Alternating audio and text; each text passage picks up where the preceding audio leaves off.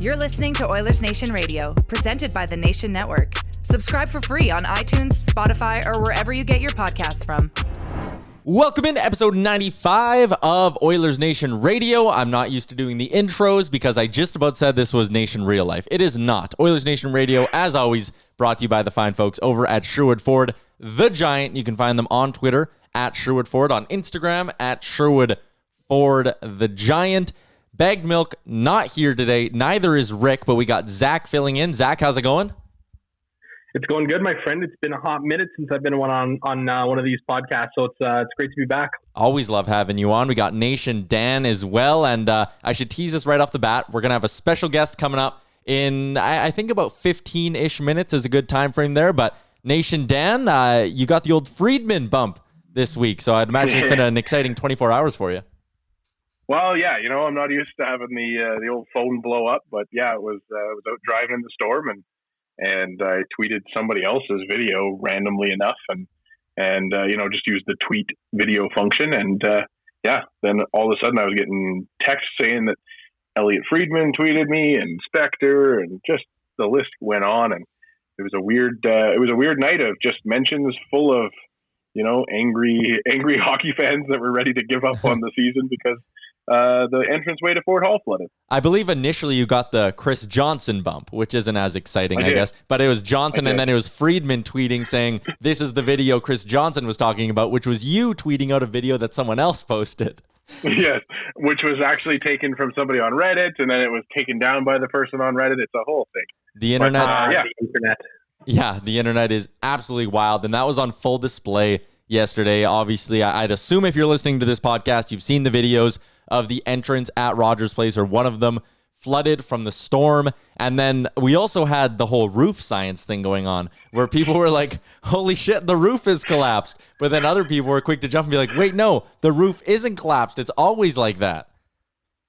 Yeah, it's like when the body language experts come out of the woodwork and they're telling you about, X player thinks this because of the way that their face looked when they heard this. So yeah, it's been an interesting 24 hours, but the main takeaway and I think the biggest thing for everybody that we can be excited about is that hockey is still going to be okay. They've got 2 weeks to, mop up and dehumidify the air. I think that would be the only concern for me, is that the humidity might leach into the arena, which they've had an issue with Fort Hall in previous years. But yeah, I think everything will be fine. Zach, do you think it's going to be a problem at all? Like, they should get it fixed, right? This isn't going to stop the NHL. No, it's not. I mean, and Fort Hall's well enough away from where the rink is and where the ice surfaces are. So I don't foresee there being any issues, really. I mean, sitting from afar, I don't foresee there being any issues, right? Of course, who knows once they actually really dig into it and stuff, but I think it's going to be just fine. I mean, we're still 2 weeks away from having any resemblance of a game being played at Rogers anyway, so I think we should be fine. I think something to remember, sorry, I was just going to say, is that I heard it through the grapevine. I can't remember where I read it. I can't remember what the situation was, but anyways, it was a player on the Oilers that was complaining about the ice surface at Rogers the first year that they played there. Yeah. And I know that it was just the airflow from Fort Hall that they just weren't able to regulate as much. And so that would be my only concern, just from my curling background, is that humidity getting into the arena can really frig with the ice. But they have the equipment in place to be able to mitigate that stuff in new arenas, right? Like, yeah, I know that in older arenas, sometimes they have to install dehumidifiers and stuff, but yeah, it's 2 weeks out, and it's also a new arena. So we're fine. The other thing too, we've all been inside Rogers Place. Dan, I don't know if you have, but Zach, you've been up into the press box before. It is cold up there. They keep it pretty chilly. Maybe I'm just by myself. No, it's cold in there. And people who've sat in the lower bowl can probably test this too. There's a draft coming in there. Now that there's no fans to worry about keeping comfortable, they can honestly make it as cold as they need to in that rink, right? The players aren't going to be freezing on the bench or anything like that. No, I don't think so. I mean, and see, Tyler, I got a little bit more meat on my bones than you do, so that could be a reason as to why I'm not as cold as you may be up there. But yeah, no, I think it's going to work out really well. It's going to be interesting to see what happens. How they're going to pipe noise in and all that sort of stuff. I know there was a couple of Oilers players talking this week that they're going to have to try and find some new ways to kind of create their own energy out there because they can't feed off of the fans. So it's going to be interesting to see what happens. Yeah, Zach, you were on. You were joining in on some of those Zoom calls from the last week here. Correct, right? I am correct in that because I saw you live tweeting. I was following some YouTube live streams. Yeah, there you go. So they were having them all run up there. So I was just tuning in on them there. But today they didn't have it online, so I couldn't do my usual tweet along. So who knows why that is, but. We got some news from that call today, actually, the only time Zach wasn't there. But when it comes to the fake crowd noise, it'll be interesting to see because Major League Baseball, this is from Tim Healy. I believe he's of The Athletic, or he might be of Newsday. Every team is told to use it in Major League Baseball. MLB is giving clubs the sounds, and then teams can also add a few of their own. They're also being given a touchpad device to use it from, and the fan noise is going to be derived from audio recorded for the video game MLB The Show. Which I think that's pretty interesting. But you mentioned some of the players brought that up. Was that just kind of their general sense was we got to create our own energy, or did any of them seem bothered by the fact there might be fake crowd noise? No, I don't think so. I mean, I think there's just sort of that semblance of like, well, we know what's going on. We know what has to happen. We know that there can't be any fans. It's just kind of going to be interesting to see what sort of happens when they get out there. Like, it's going to be such a different playing environment for these guys. I mean, even Dave Tippett was asked at one point if he was going to be wearing a mask, and he said something along the lines of no. And he's like, I usually mumble enough already, so it'd be hard enough for everybody to hear him down there. But I don't know. It's just going to be interesting to see what that sort of adaptation is for these players because they're used to playing in front of packed stadiums with tens of thousands of people, and there's going to be nobody in those stands. So it's going to be kind of interesting to see if that plays into it. And who knows, maybe we might be just overthinking it a little bit and the players will all be fine once they get out there and get their legs underneath them. Yeah, like I was watching some of the MLS games and like those players are still getting real fired up when they score goals. So there's a part of me that's like, well, with no crowd cheering them on and all that, like, will we see big playoff celebrations after goals? Will we see spirited scrums after the whistles and all that? Or will it be a little bit more subdued? Will it maybe take a round for the players to get used to it? What do you think, Dan? Well, I mean, like, you guys, I know Tyler for sure, you played beer league and rec league stuff. And, like, I mean, I think it's just a harken back to the old days, right? Yeah, maybe. Where they had, 6 or 7 people in the stands kind of thing. And you're not in the NHL if you're not a competitive person just naturally. I think that definitely there's certain players that feed off of the crowd's energy, whether it's good or bad. But I think for the most part, these guys are pros and they'll find a way to get to that next level of excitement. And honestly, maybe it takes a little bit off of a guy like even like a Milan Lucic, where he's been belittled by fans and begrudgingly cheered for sometimes. So I think that there's good and there's bad with it. I just like personally, I would love to see, and you can't see it right now, but I would love to see like no ads on the boards, like a clean sheet of ice, just go right back to the old retro style of hockey there. But yeah, I think it'll just be kind of it's going to be a new thing for everybody. I think it'll take a couple games for everybody to get used to it, but I think it's going to be exciting nonetheless. So what's the over-under going to be on F-bombs heard through the broadcast on any single game? Because I imagine there's going to be a couple of those that are going to be a little easier to pick up nowadays. Yeah, I think 100% it will be. And I think that's honestly part of the motivation behind putting in crowd noise is not just to help with the atmosphere, but to drown out the language you don't want fans hearing. I've said it a few times on the different podcasts, but like, even if you as a fan sit there and go, I'd pay extra to be able to hear them swear on the ice, like that's not happening. The point isn't about the NHL making, like for publicity's sake, they do not want you sitting there listening to Alex Ovechkin drop F-bombs or players say whatever they're going to say, because I'm sure there is some rather colorful language that might not fly, that might it would be a PR problem is what I'm getting at here. Absolutely. Yeah, you gotta have some kind of tape delay. It's not gonna be. It's gonna be like 5 or 6 seconds. Like it's enough for just a sensor to blur it out or add in the crowd noise to just be like whatever, right? Like it's just who knows. But yeah, you're right. You can't. Not at this point. You can't be playing around. It's not. This is dicey time for every sports league, and you do not want to have a league canceled, quote unquote, because somebody goes and says something in the passion of the moment. I filled out my application for accreditation for the NHL playoffs to see if I can go sit in the building and watch the games. So I'll let you guys know what kind of language is going on if there, unless the NHL denies me, which is a very realistic possibility. I teased we got a big guest coming up in a few minutes here. We're going to be joined by the man, the myth, the legend, everyone's favorite. And I actually don't think I'm exaggerating when I say everyone's favorite. Gene Principe going to be stopping by in a few minutes. We're going to talk about life without hockey, life now that hockey's coming back. And like for me personally, the one area I want to touch on him with, as someone who's trying to get into that line of work or into the sports media world, I want to know how Gene became Gene. I want to know what his steps were to eventually becoming the man we know and love now. But what about you guys? What are some areas you really want to hit on with Gino? Well, I mean, you're right. Like it's cool to hear the broadcasting background for him. And just generally the fact that he's an Edmontonian through and through, born and raised in Edmonton, cheered for this team right from the get, I think. You could confirm that for us. But I don't know, like he's one of those guys that I genuinely, as my dog pipes in here, I don't know if you can hear that. Also very excited. Sorry about that. Yeah, he's very excited about Gene coming through. For me, it's like, where's this guy? And I don't even know how to ask this question, but like, how does he get to be like known as like just the nicest guy in the world? And you never hear about bad interactions with Gene Principe. The guy, I've met the guy now. I met Gene in 4 or 5 different venues.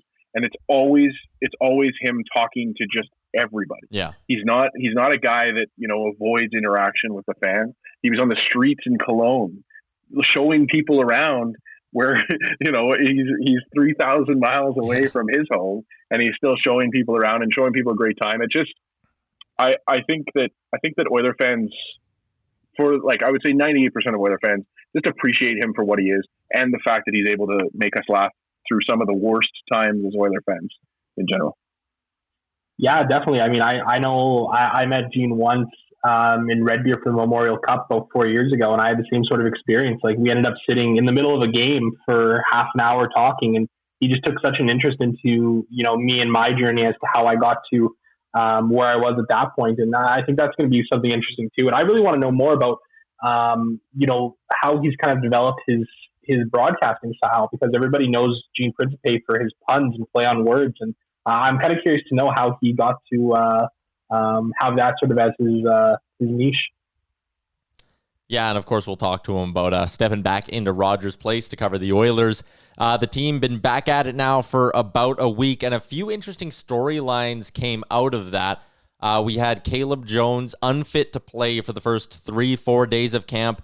And of course, that's what the NHL is saying now. Everything is unfit to play. They're not going to come outright and say that a player has COVID. They're not even going to say if he has a wrist injury or a leg injury. Just everything is labeled as unfit to play. Caleb Jones returns today. Caleb Jones talks to the media, reveals he was asymptomatic, but he was positive for COVID-19. He's back now. He's healthy. Before we get into Jones specifically, Zach, for you as a guy, like you have a journalist background, how do you feel about that label of unfit to play? Because really there's kind of, in my opinion, there's 2 ways to look at it. There's players get privacy, all of that. The players kind of decided on this, right? So it's kind of what you got to do to respect their privacy. On the other hand, it might just lead to more rampant speculation about what's going on. So what's your take on it?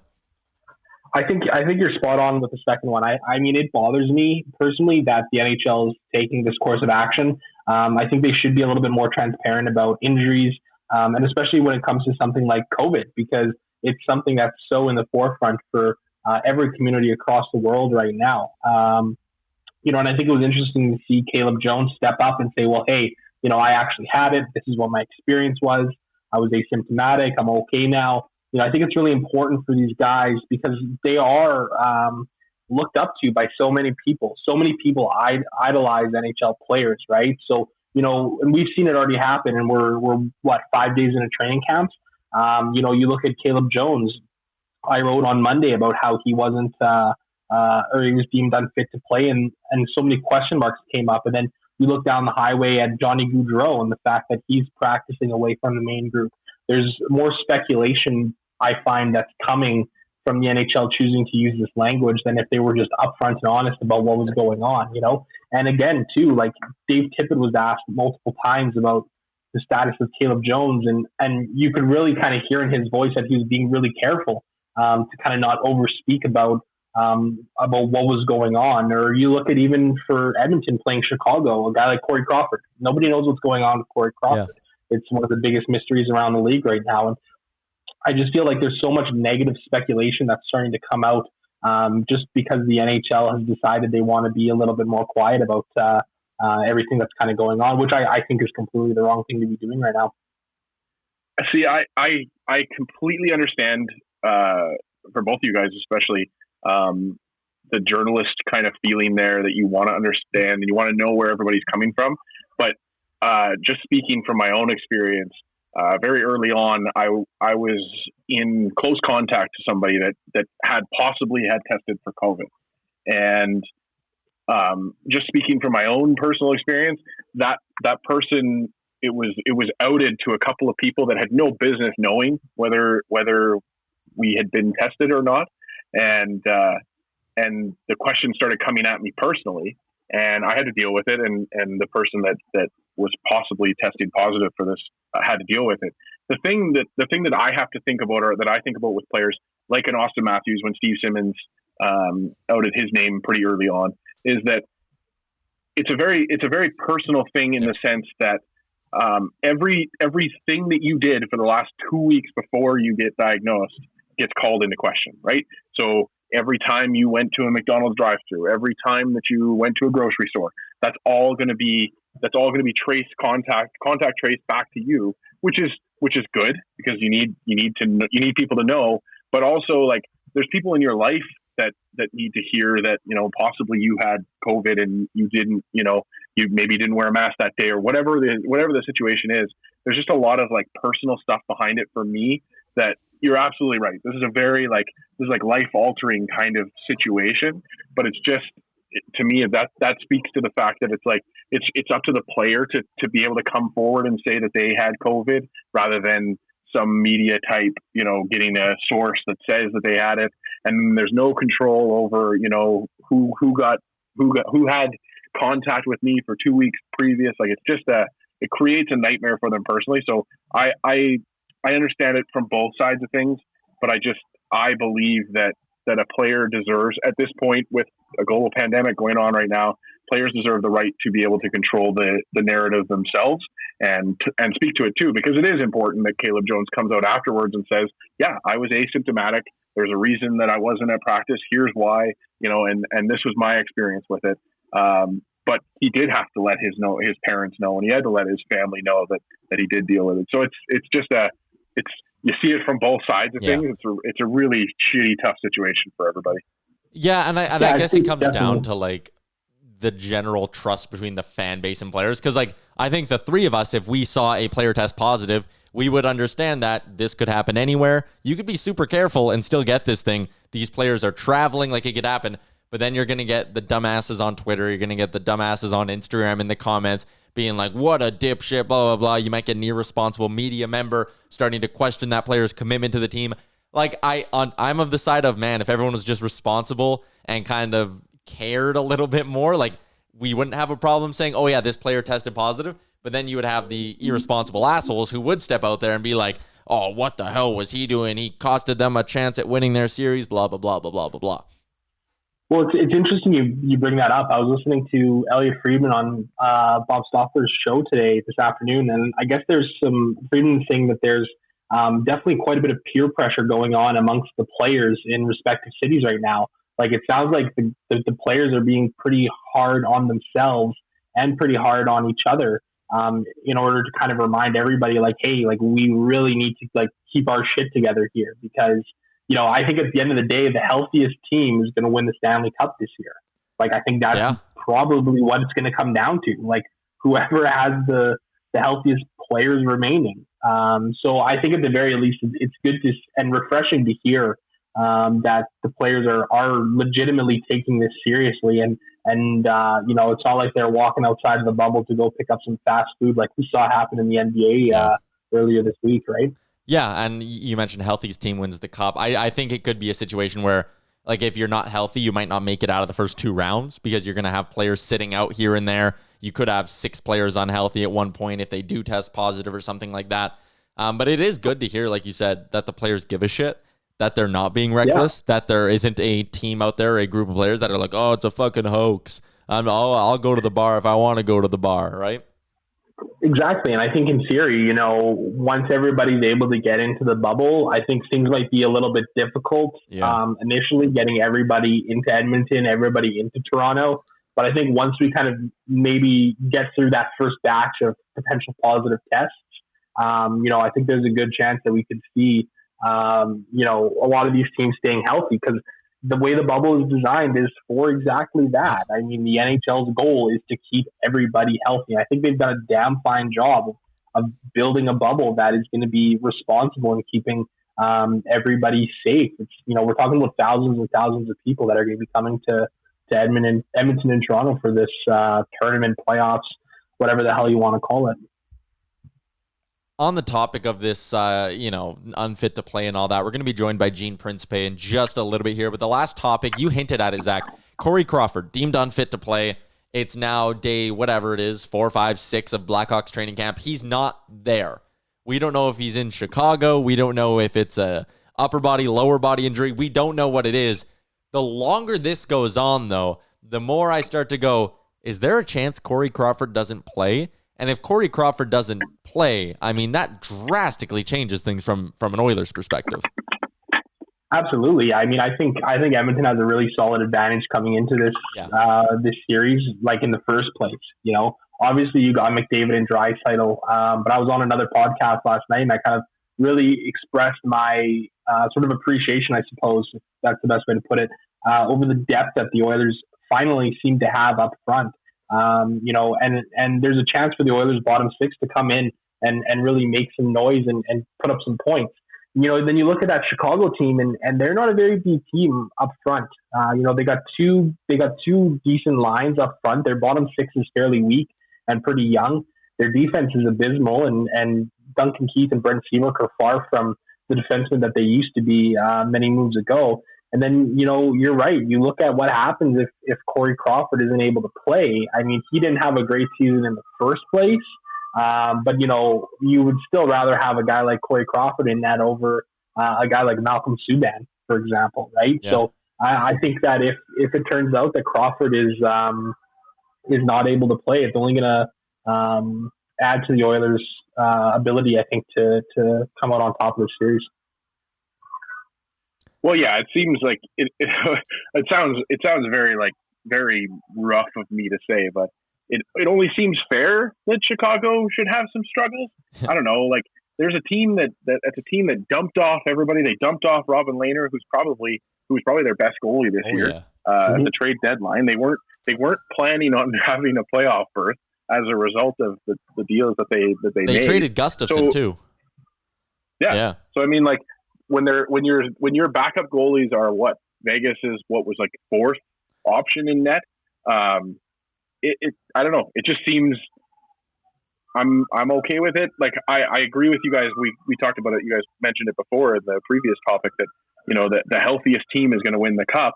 Well, I think that's kind of true about most years, especially like making the playoffs in general, right? The healthiest teams are the ones that go through all the way through because even if they do have some injury struggles, the next guy up is good enough to hold the net. And I think you could say that about the Oilers. That's the police roll in on my hot take. Is that you, Dan, or is it Zach? That's me. Yeah, I was gonna say, Zach, living downtown, how often do you hear sirens? Like they're part of my everyday. I actually didn't even notice sirens in the background until you guys mentioned it. So it's kind of what happens. Okay, sorry, Dan. Totally cut you off. That's okay. So if Mike Smith disappeared from practice right now, was deemed unfit to play, we have Mikko Koskinen in the net, and that's I think no Oiler fan is upset about that. You look at most teams that are in the playoffs already, have already qualified for the playoffs, or are the top seeds in the qualifier rounds. I call those the JW Marriott teams. Those teams all have at least serviceable backups. Yeah. Whereas Chicago, like I said, they're done. They were already out of the playoffs. They weren't planning to be here. So yeah, you don't know what. I hope all the best for Crawford, but at the same time, I'm not weeping for Chicago. No, and I think that's a great way to put it. at the end of the day, you just hope that he's healthy, right? Like on a personal, outside of hockey level, you just hope that he's healthy and that whatever's going on isn't serious or anything like that, right? But no, it's going to be really interesting to kind of see what happens. And how funny is it the way that they put these bubble teams or the teams in the hotels, right? Like I thought that was pretty hilarious how, you got Edmonton hanging out in the JW Marriott and Calgary and Vancouver and some of these other teams. Yeah, you guys can go stay at Sutton Place. Which by no means is a hotel that I would be upset and stick my nose up at it staying for free. But yeah, 100%. We talked about that last week and Tyler kind of said like, it looks like the Oilers couldn't have penciled it in better than maybe just throwing in the Minnesota Wild just because. But it's all of our least favorite teams in the West at the Sutton Hotel. I like the way you put it on the Crawford thing though. Like I hope Corey Crawford is okay. I would feel bad for Corey Crawford if he can't play. I would not feel bad for Chicago Blackhawks fans if Corey Crawford can't play, I think is the way we'd all kind of put that. Because you're right. Like they, in a sense, like they almost deserve a little bit of adversity when it comes into this whole play-in series. For me as a betting guy, and I wrote a little betting preview up on the site. It went up Friday morning. For me as a betting guy, I'm looking at that and I'm trying to get my money in as quick as I can on this series, because if it is deemed Corey Crawford's not going to play, like if it comes out and he's at practice on Monday, the odds aren't going to change. But if it comes out on Monday that he is not playing, the odds on the Oilers are going to shift so hard, and it's probably at that point not even worth putting money on them because they're probably just going to run away with the thing anyways. Before we step aside and get set for Gene Principe, I need to let you know that this podcast is brought to you by Skip the Dishes. I'm eating tonight. I think I'm going to do Skip the Dishes because as soon as we're done this podcast and I edit it, I can probably have the food here if I time it right. Like right when I'm done work, nice. Skip the Dishes driver drives up.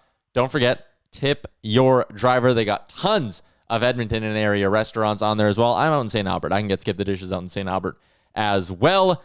skipthedishes.ca. Find them on your app store. All right, guys, we are going to step aside here, and when we come back, we are going to be joined by the man, the myth, the legend, Oilers in-game host Gene Principe, going to be joining us on Oilers Nation Radio. You're listening to Oilers Nation Radio, a member of the Nation Network of podcasts. Welcome back, episode 95 of Oilers Nation Radio. Tyler Remchuk, Nation Dan, Zach Lang, and our special guest this week, Gene Principe. Gene, welcome to the podcast. Thanks for giving us some time. Episode 95. It took a while, hey? Yeah. Oh, we're slowly climbing towards 100. We haven't stopped at all with COVID and hockey taking a halt, so it's been a bit of a struggle over the last 3 months here. But what about you? How did you kind of fill time over the last 3-4 months here with hockey being put on pause? Well, Zach, Dan, and Tyler, first of all, thanks for having me on. As people say, are you busy? And I said, well, no, compared to, the Oilers being in a playoff run and being in the playoffs, and who knows how far they could have gone up to this point. But yes, when I thought of the idea of being at home and not being able to go anywhere, I didn't think I could do anything. And as it turns out, as I say to people, I'm not necessarily have been working hard, but I've been trying hard because you've got to try and, you got to work the phones, the texts, the emails, social media, via Instagram, Twitter, pick your way. And you guys have probably been doing it as well. You reach out to people, you hope that they'll connect, you hope they'll get back to you. Some of it was easier in regards to NHL teams and PR people that I've known for a couple of decades or many years. It was busier than I expected. It's ironic. I had a little setup. I had a table. I had a little toolbox. I had my light. That's kind of what I've been putting the laptop on when I've been doing these, or my own phone. And I just sort of collapsed it because I thought, okay, I think that's it. I think it'll be, it's still Zoom calls, but seeing things a little more in person now than we have been in March, April, and May, and June. One of the things you've been doing is the Instagram Live interviews as well. How did that kind of come up? Why was that something you wanted to do? Well, I think it goes back to the try hard, right? There's like athletes always say, there's certain things you can control, and I could control how hard I tried to wrangle guests. And early on, I thought, it'd be kind of neat. I'd be lying if I didn't say, I wanted to look busy. I wanted to look like I was trying to be busy. And then it sort of took on a bit of a life of itself in the sense that I decided on Throwback Thursday and Fighter Friday. Throwback Thursday was easy. Former Oilers, lots of them around. Fighter Friday was a bit more challenging because, the guy has to be a fighter. I actually thought about diversifying a bit, and you didn't necessarily have to be a fighter regarding hockey. It could be a boxer. It could be, someone in mixed martial arts. But I ended up sticking with fighting and hockey, and I interviewed so many different people. My job, I'm usually 3 questions a minute. See you later. These are half hour long, and as you guys know, you get to know people and know about them. And Bernie Nichols, Eric Greiba, Fighter Friday, John Scott, Tim Hunter, Rob Ray, Andrew Ferens. I've forgotten how many I did. But now with the season kind of starting, I thought, you know what, I'm gonna kind of put those on hold as we're going to be up and running with games. But it's something I'd like to go back to. I really did enjoy it. A different avenue for me. I've interviewed people my whole life, but never for that long. So I had fun with it. I enjoyed it, and thank you for asking. Well, you were talking about usually your job is the intermission hits and all that. It's 1 to 3 minutes, quick in and out. You've known a lot of these guys from, covering the team as long as you have. Was there one guy who, throughout the course of a 30-minute interview, you kind of sat back after and went, you know what? I learned a lot about this guy that I didn't know. Is there one conversation that kind of stands out in that way? Well, I really learned a lot. Two more recent ones. Bernie Nichols, a pumpernickel. He was incredible. The other thing, too, is I think it's hard. People would say, get Zach Cassian on for Fighter Friday. And I'm like, it's difficult for a current player to be 100% honest about things. So I said, it's more about the past. And Bernie was like, he's like, if I played in Toronto, I got numbers like Daryl Sittler. I'd be in the Hockey Hall of Fame. I mean, one of 5 guys to have a 70-plus goal season. I think he's one of 8 to have 150 points in a season or more. His points per game is in the top 20. He fell short of 500 goals at 475. That might cost you because 500, as you guys know, boom, it just gets your attention immediately. And then on the other side of things, John Scott, who many of us know, especially when he made his little historic All-Star run. I had no idea, and you guys are young, but around Edmonton, when people say Black Friday, they think of that day back in 1987 when there was a tornado and it ripped through a trailer park in Edmonton and killed, I think it was 25 or 27 people. Well, John Scott's family lived there. Wow. And I had no idea. He said they were there. They heard there was a storm coming. They left. They came back and everything was gone. Their car, their mobile home. John came from a family where neither of his parents graduated high school. And he went on to go to university in the States, get an engineering degree, play in the NHL. And I thought, wow, that's something as long as I covered the Oilers and the NHL. I didn't know that. So those are two of the ones that stick out. But this is what I love. When you have these players on, they have great stories. But the difference is their stories, we know who they're talking about. Mm-hmm. I might have stories about my friends or you about your friends. We may not know who those people are. But when Bernie Nichols is talking about, he talked about Joe Murphy and how he's reached out to Joe. And when Joe would pick up the phone, he would talk to him. But as soon as he would say it's Bernie, he'd say, oh, I got to go, It just incredible stuff that in 1 to 3 minutes, guys, I just don't have the time to dig that deep when you're doing post-game interviews or intermission interviews. Do you think that during these kind of quarantine interviews that you're getting a more real, honest kind of interview? I know you like you're saying that a longer interview usually can get that stuff out, but do you think that people are just a little bit more disarmed nowadays? 100%. I mean, we're all going through something that only anyone who's 100 plus would have gone through. And everybody's just a bit different and a bit more open. And one nice thing about doing these social media Instagram lives, listen, for a lot of the times that I was doing this, and people were just at home. It wasn't like, oh, I'm at my kid's soccer practice, or, my son is swimming, or we're out camping, or, they were home, right? So they were just so easy to do that it was just fantastic. And I think that yes, that they're past players, current situation that we're in, kind of gloves were off. Dwayne Rollison was another guy, talking about that cup run, and he he talked about how he was staying at a hotel downtown, and every day they would just drop a paper off at his room, and he never read them, and he just put them in the other room, and he had this huge stack of papers. Many of them had him, either on the front of the sports section or the entire paper. And he talked about Jason Smith, going from basically when the flu hit during the third round against Anaheim, and he went from the hospital, intravenous, off to a game, played the game, went back to the hospital, more IV. Now, 2006, we were just getting up in the social media world. Maybe now that would get out. It didn't then, and I was like, I covered the team. I never heard that story. So I'm a big fan, like you guys, of storytelling and storytellers. And there were so many that I heard during those Instagram lives.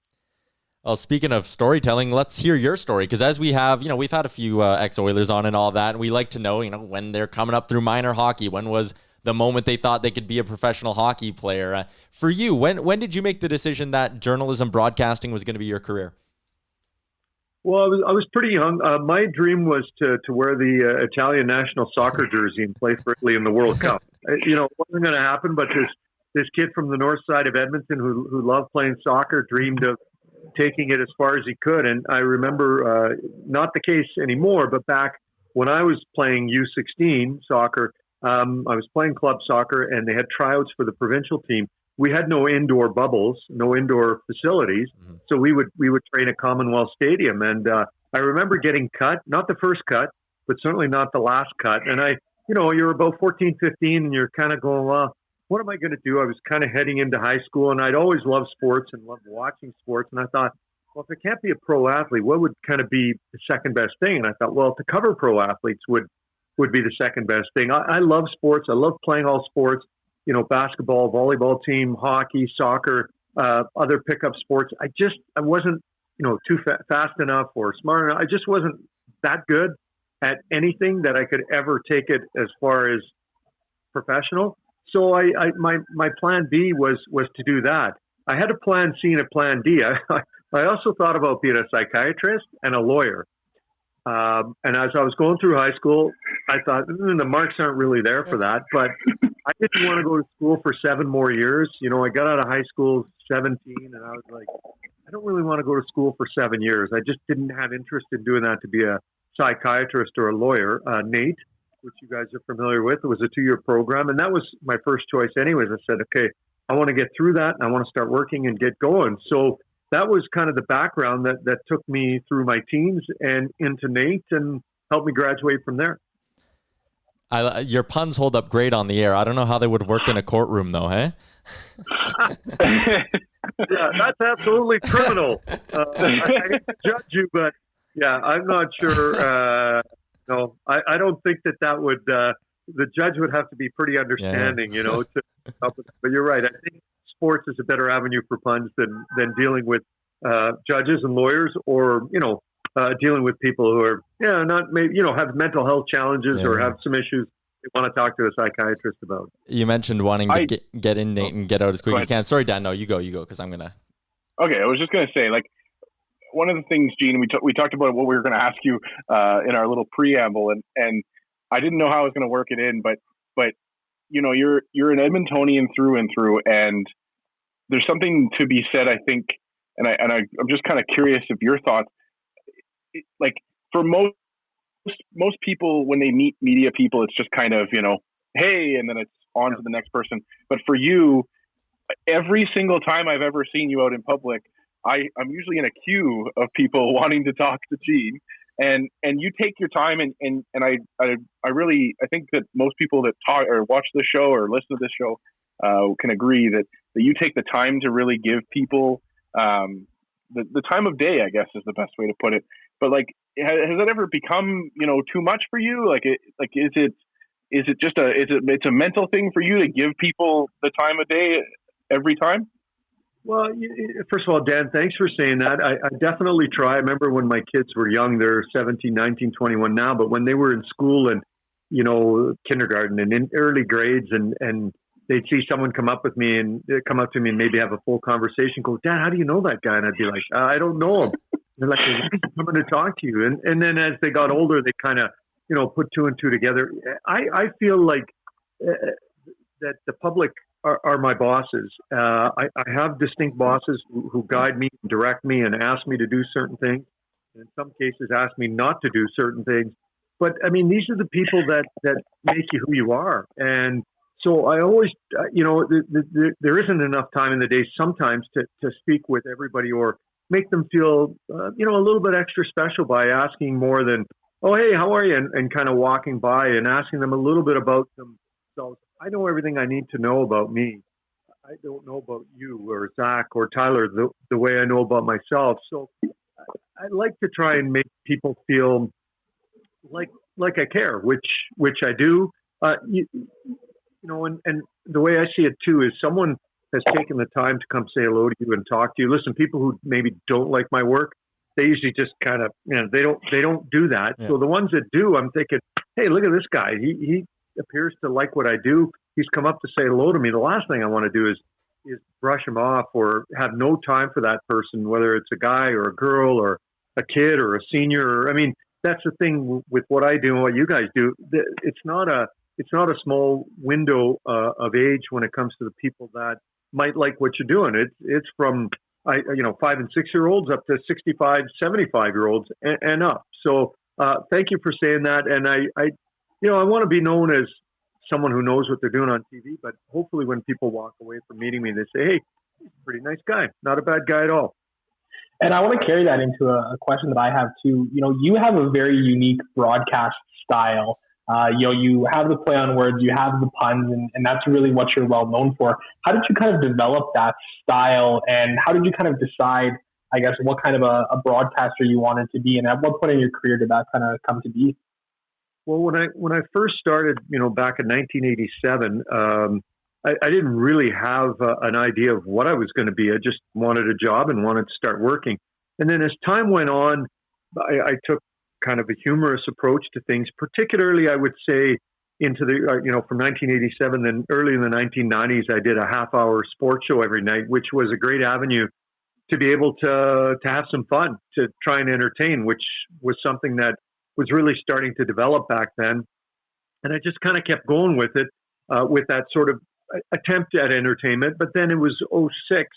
I got on TV doing the Oilers games, something I always wanted to do, and I kind of felt like, I don't want to just screw around here. This is a dream job for me, and I want to almost be taken seriously. And I sort of fell out of that approach for a while because I was just so intent on getting my job done right, getting the facts right, getting the figures right, and certainly not offending anyone. But then kind of mid-2000s, started to circle back.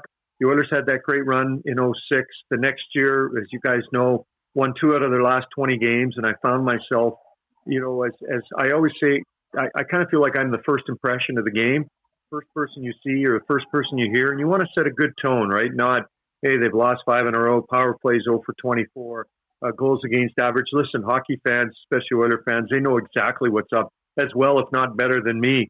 So I wanted to try and find positives and work on those positives. And then it just started to kind of develop from there. I said, I want to have some fun here because the team is really struggling. And I don't want people to start off sort of down and out before the game's even begun. So that was kind of my approach. And then it just sort of steamrolled and just is like a snowball. Started off small, got a little bigger. And here we are, almost 15 years later of the props and the puns. And, I'm still doing it. I wouldn't quite say I'm Frank Sinatra. I did it my way, but I'm going to try and continue to do it this way. Until someone says, hey, that doesn't cut it anymore. You're going to have to change or we're going to change you. Have you ever gotten any pushback from a higher up or anything like that? Being like, knock it off or like, too far, Gene, too far. Oh, totally. And you know what, guys, as much as at the time you're kind of going, I don't agree, or I don't like that, or I'm not good with that. It's good. And it is necessary, unless I'm going to run my own business and tell my employees what to do. I've been working for other people and companies my entire career, so I don't have a problem with it. And many times you have to understand they're doing it for you. They're doing it to try and safeguard for you that you don't do something, say something, wear something that will be taken in the wrong way. And especially in the last few months, and even in the last few years, things have changed a lot. I remember, and I bring it up because the election is almost around the corner for the United States. I remember the inauguration, the night that Trump won, and then they had the official ceremony swearing him into the White House.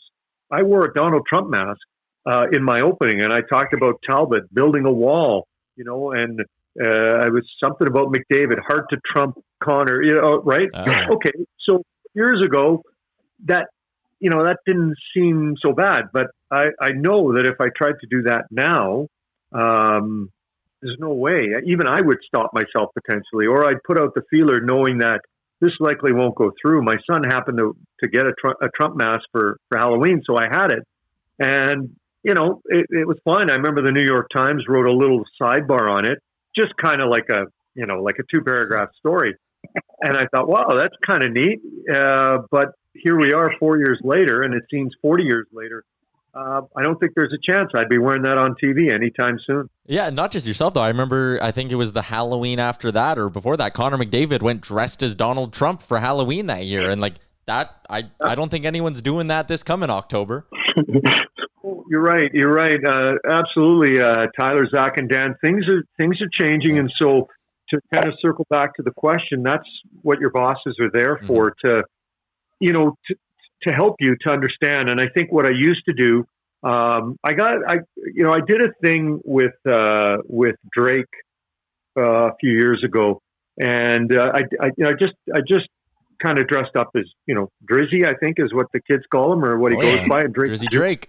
Drake Pajula had scored a couple of goals against Dallas and had a chance to play on the first line, and I did an opening on that, and I'll be honest with you, it didn't go over great, and I didn't pass it by anybody. And afterwards, thinking about it, next day they played in Detroit. It might have been the most solemn, quiet opening I've ever had in my life. I got it, and I thought, you know what, that's avoidable. And so since then, if there's anything that could be touchy, I just always pass it by the producer. And if it's really possibly something that my bigger bosses won't like, I go to the guys in Toronto, and I'll be honest with you, they never steered me in the wrong direction. And better to be safe than sorry. I know it's a cliche, and we deal with cliches in sports all the time, but it really is important for me now. And here's the last point in it. I like to make friends, not enemies. And the last thing I want is for people out there to think I'm this or that, or take things the wrong way. Sometimes it's not how you deliver something, it's how it's received. And I don't want it to be received the wrong way. Well, I think everybody can appreciate, especially you're able to speak about your mistakes in the past, but for a positive note, yeah. What is one of your favorite openings you've done personally? I think we all have our favorite. I think my favorite was one of your St. Patrick's Day openings when you were in the full green garb and that kind of thing. But what's one of your favorites? Well, I think one of my favorites, and honestly, the day they hired him, I'm going to do this, and I did the Todd Father. Oh yeah. Todd was getting ready, and again, situational. The Oilers had won 4 in a row, so it was kind of, everything was good, everything was open, and I remember thinking, as soon as they hired him, I go, one day I'm going to do the Todd Father. And again, they'd won 4 in a row. They're playing San Jose. I'm like, okay, this is perfect. I got a good friend, David Burt, who's with the Canadian military, who picked up the notes, of the Godfather theme, and we had a little biccherino, we call it, a little liqueur there, and it was great. We taped it just because everyone wasn't sure I was going to go live, so we taped it. And as you guys sometimes know, sometimes you try and tape stuff and you do it over and over again, and usually the first one or the second one's the best one. And it worked out great. So that's one of my favorites. Had a bit of a costume, had someone helping me out. There have been a few, and I got to say this, I normally don't watch my openings back. I just do them, and that's it. And I move forward with them, just because sometimes I'm standing there going, what am I doing here? What am I going to do? Why am I going to do this? But, more people seem to appreciate it than not. So I use that as a bit of an inspiration for myself. But if I had to pick one right now, the Todd Father might be it. I know one of my favorites is the Halloween hot dog. That you did that's a good one. I like that one. That one was really good. But I got another question for you, Gene. As a young journalist, I've always been really appreciative. I've watched you since I started watching the Edmonton Oilers in 2006, actually. I've always appreciated your skills as an interviewer. You mentioned it earlier, how you only have a minute to ask a couple of questions. And there's one interview that pops into my mind. You did between the period interview with Pat Maroon a number of years ago when he scored the goal in front of his son in St. Louis. You seem to invoke a little bit more out of these players than the typical journalist seems to when it comes to asking questions. Can you maybe just speak about that process a little bit? I'm just kind of curious to get your thoughts on how you kind of approach that. Well, yeah, if I can real quickly about the hot dog. I remember wearing that in Boston. Sorry. We'll catch up in a minute. So I'm wearing that, and I remember Fernando Pisani had been hurt with a bad back, and he came around the corner. And back then, that's the other thing now. I might start with a Halloween costume, but depending on the score, I might take it off before, as we get into the game. But I was wearing it the whole game, and he came around the corner, and he looked at me. He's like, really? I got to interview you, or you got to interview me? And I also remember Kelly Buchberger was an intermission guest, and I said, this may be the first time in history a hot dog's interviewed a burger. And I was just like, you know what? Some of these things I just do for myself. I'm not sure anybody else likes them, but I was just like inside. I was giving myself an internal pat on the back. So I apologize about that. Yeah, interviews. It's tough, right? It's 3 questions usually. Post game maybe a little longer. Generally, when I know I've got 3 questions, and Pat Maroon was a special circumstances. We all knew about him being separated from his son. He scored the goal. And, sometimes what makes really good TV is not me asking the questions. It's the crew having the visuals to go with it. And that's a perfect example. If our crew doesn't have a camera on Anthony and doesn't have him celebrating and reacting, first of all, I don't think Pat reacts the way he does. And at home, you're trying to get a visual of this. And that's one of the things when I tell stories, I always try and I bug for photos and video because, if I've got a really good story on something and we just have a close-up of, Pat Maroon and Anthony and no visuals of it, it just doesn't resonate as much. So that was a real team effort. Generally, you don't get emotional stories like that. The only other time I've had an athlete cry was 2002. They had the girls here for that tournament, the ladies, and it was the U19s, I think, if I remember correctly. Christine Sinclair, Aaron McLeod, local goalkeeper. They kind of took the world by storm at this event. There were 50,000+ people at Commonwealth Stadium. In a matchup with the U.S., Christine Sinclair, who'd been incredible, missed a tap-in for her from the 6-yard box. And I remember getting ready to interview after the game. And I always feel like I'm asking questions that you 3 guys and everybody else at home wants to hear, right? So I'm the connection between the player to the fans. And I remember asking her about missing that. And she started crying. This is a teenage girl. And I felt terrible. And I remember 2 of my bosses, one said, you shouldn't have asked that. They're amateur athletes. And the other one said, you had to ask that because that's what everybody was thinking. So even when you do the right thing, some people might not think it's the right thing. Back to those walk-off interviews, generally 3 questions. One usually is game-driven, specifically about the first 20 minutes or first 40 minutes. Then I try and ask something about that individual player, something about his game. And then I try and go bigger picture, either about the team or that player. And now if it's Connor, it kind of writes itself because of everything that he accomplishes. But if you're, interviewing a third pairing defenseman who 35 games into the season is +3 and has a goal and 3 assists, there may not be anything that statistically stands out, but there may be something that you see from him that does. And the last point on it is if I have time, if I have a sense of who I might be talking to, I'll chat them up in the morning. I may ask the exact same questions, but there's already a comfort level because they've already been asked the question. So they have an idea. And I know it's happening fast after a period or after a game, but they know that they've been asked it. And whether it's from me, sometimes it's a scrum setting that someone's asked a really good question, and you just sort of rephrase it, change it, and ask it later on. And I find that the players will often connect with that quicker because they've already heard it and have already had an answer on it.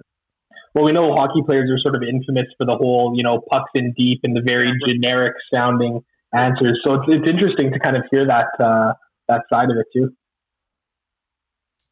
Yeah, it's I always imagine too. I've played sports and never been interviewed after a half or a period, but you walk off the ice and who knows what's gone on, especially if you've played that last shift and they're just trying to catch their breath. So sometimes I notice that my first question is the longest one, just giving them a chance to kind of catch their breath, relax a little bit, and then answer. But athletes, there are some that open up. There are some that are a little closer to the vest.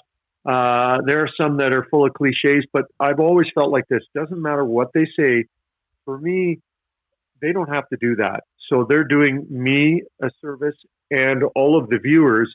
So I always try and leave them going, yeah, I'll come back and talk to that guy again, instead of going, I'm never coming back to talk to that guy again. Yeah, and I like that you brought up having a conversation with them in the morning. And how much easier does that make your job as an interviewer when maybe you can get to know these guys on a personal level? Like the comfort between the athlete and the interviewer, I find is just such a massive part of it. Yeah, and I have the advantage too of being on the plane with them often, being on the bus with them, being around the hotel with them, seeing them. One thing I don't do much of is if I see someone, like I remember it was a few years ago in Pittsburgh, and Pittsburgh's quite renowned for having a lot of fans outside. It's a sports town. Hockey-wise, it's got Crosby and Malkin, and here's McDavid. To a lesser extent, a couple of years ago, here's Draisaitl. And I remember walking back from a hotel. It was about 9:30 at night, and it was raining. And this guy crosses the street. He's got a hoodie on and a cap, and he's got like a 7-Eleven bag. And he just crossed the street, goes, "Hey, Gene." And I look, I go, "Connor?" He's like, "Yeah, hey, how are you?" And I'm like, "What?" I was like, "What are you doing out?" He goes, "Well," I was kind of stuck in the hotel all day because of all those fans. He goes, "I want to get out, get some water, and just kind of get out and get some fresh air." And I'm like, "Oh, hey, well, nice to see you, and big game tomorrow." I talked to him a little bit, but usually when I see the players away from the rink, front of the hotel, walking down the street, I'll say hello and how are you. But unless they engage in conversation, I usually just leave it at that. I spend a lot of time talking/interviewing them. So when I see them in a more informal setting, I don't really gauge into big conversation. If they want to talk and they start talking, that's different. But if it's up to me, I usually just 1, 2 and out and just leave it at that, because I know I'm going to see them the next morning, next night, talk to them again next day. So I try and give them their space. I know as a journalist, you're, don't become friends with the players and all that. But is there one ex-Oiler who you really enjoyed interacting with, a guy who you felt like maybe you had a good on-air chemistry with, sort of?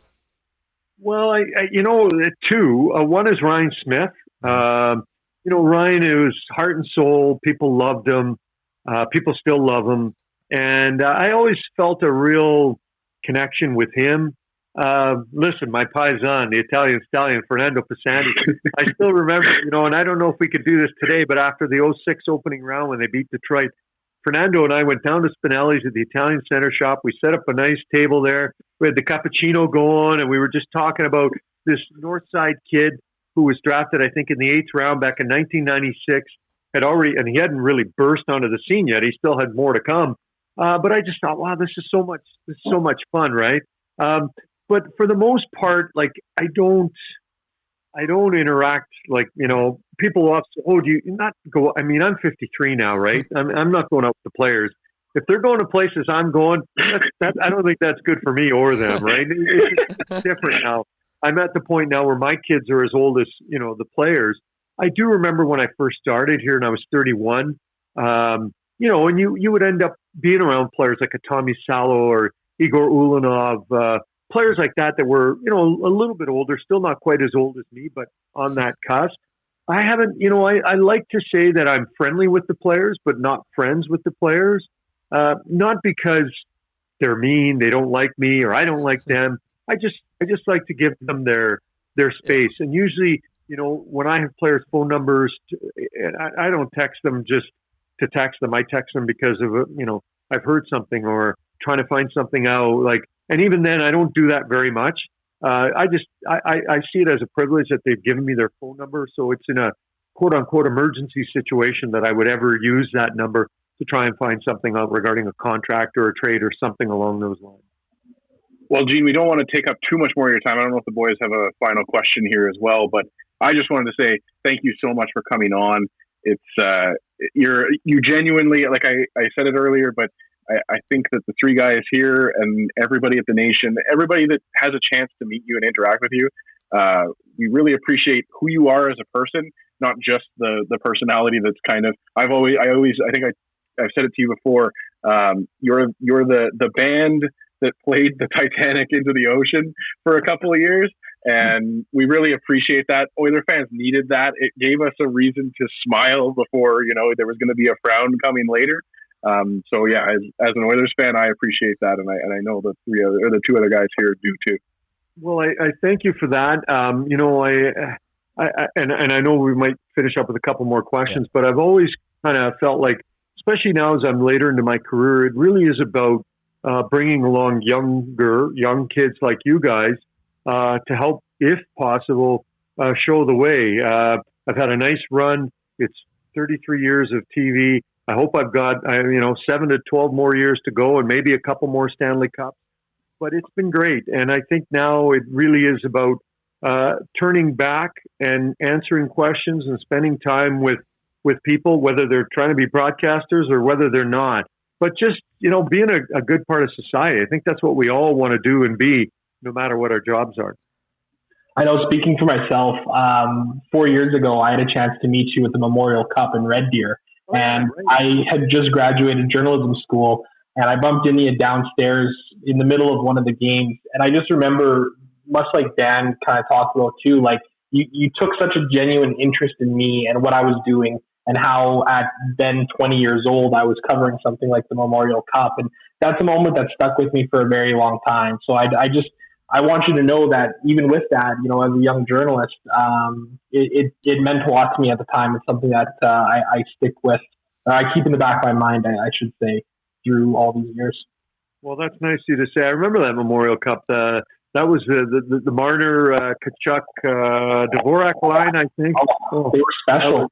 That was incredible. I remember too, Jake DeBrusque, who's certainly a favorite of you guys and us because of his Edmonton roots and connection to Louis. I remember him crying after Red Deer, exited the tournament. And I remember meeting up with you. I mean, that's the thing. I remember real quick. I remember being 17 years old and holding the tripod on a shoot with Lisa Miller, who was a longtime, very good broadcaster at CFRN, which is now CTV. And we went to a ski hill in the Edmonton area, and we interviewed Eddie Podovinsky. Eddie is from here and was a really good skier, a while ago. And I remember him looking at me, and he was very nice, but I'm sure he was looking at me going, who is this guy and what's he doing carrying the tripod? And we're all somebody, and we're all trying to get somewhere. So if we can help that person get there, it would really be the wrong thing to do not to help out. So that's nice of you to say that about when we met at the Memorial Cup. Gina, the last area I wanted to touch on, like you mentioned, the Decade of Darkness. Dan said, like the band on the Titanic. For those 10 years, this is both more of a compliment to you than a knock on the team, but you were the most exciting part of a lot of those games. But for you to go from, covering the team for those 10 years and being a proud Edmontonian yourself to getting to be there when they returned to the playoffs in 17 and getting to watch the way the city sort of came alive again, what was that like for you to cover that run in 2017 and the return? Well, I think one of the things I learned early on, when I was, younger than you guys, and I know you guys are young, the Oilers were winning Stanley Cups, and I remember going down back then, it was Jasper Avenue, and we'd head down there, and I remember running into some players, just a bathroom at Barry T's, Essa Tikkanen and Craig Simpson, and you would bump into people, all over the city because they really were accessible back then, and my dream was to work on the Edmonton Oilers, and their broadcasts. And so to fast forward, when I started broadcasting and doing their games, I really had to kind of shelve the fan in me and be a broadcaster. Maybe on the inside I was cheering, but on the outside I had to, be somewhat professional when it came to interviewing players, especially interviewing other teams' players when, I remember with Colorado, with Forsberg and Sakic, it seemed they were always somehow beating the Oilers, and you end up interviewing them, and inside you're like, here we go again. But that's not what people are supposed to see from you. But 2017 was a hoot. I mean, it was It was so much fun, especially that 11-year gap from '06. I think even I appreciated it. '06 was such a surprise. Not that I thought the Oilers would do that every year, but I don't think we expected things to necessarily go the way they did. So 2017 was like, hey, I'm going to enjoy this because, like players, they never know when they might get back to covering it. And so it was a ton of fun. This is going to be, I think, a ton of fun too, different. We were just talking today. Imagine skating around Rogers Place ice and you're Connor McDavid holding the Stanley Cup, and you might only be able to hear your teammates and nothing else because be nobody else in the building. But it's great that the game's back. It's great that Edmonton is a hub city, and it's great that the Oilers are in the playoffs or at least the play-in tournament, and they got a chance to do something. So I love being an Edmontonian. I'm proud of being here. I'm proud of being from here. I'm proud of working here. And I want to try and keep all those things going as long as I can until the Oilers got that cup and they're holding it up above their heads. Speaking of this run coming up here, you've been back at the rink now. What's it been like for you going back there and watching practices? And this is vague, but what do you sense kind of the energy is around the team? You know what? It's been a little bit different, certainly the first day because of the time of year and because of the amount of time off and how we've gone from really, it wasn't like a normal sort of off season. You're out and about, you're holidaying, you're going everywhere. And then hockey comes back in September. Many of us spent a lot of time at home, limited access outside of our own homes. So that's been different. I'll tell you what, I've been impressed. The first day was hard because we were up top, and it's really hard to tell from the top row at Rogers Place what's going on hundreds of feet below you. But these last few days at the community rink, these guys are on. They're going, and Dave Tippett's yelling and pushing them. And this is a team that I'm telling you, it's going to be hard to predict, but I really think they can do some serious damage in the West, and eventually I think in the crossover. I know I'm a bit biased because of what I do and where I'm from, but I would not count out the Edmonton Oilers. I think because of the two guys they have and the depth that they've surrounded them with and the goaltending of two goaltenders, they really got a shot here of, it's hard to surprise people when you got McDavid and Draisaitl. But I think in the playoffs, there may be a few teams that aren't thinking they can go a long way, but I believe Edmonton can definitely do that, and I think they will. It's almost like, I know I've sort of been looking at this as a potential time where it could be that sort of change in guard where Edmonton has that breakout as a team that will be a contender in the playoffs for a very long time. Do you think that this could be that sort of opportunity for the Oilers as well? Yeah, absolutely. I think, in the kind of in the late 90s, you had kind of Detroit, Pittsburgh into the 2000s. They were kind of the team, you go way back, the Oilers. Now it's Chicago had a bit of a run at the beginning of 2010 to 2015.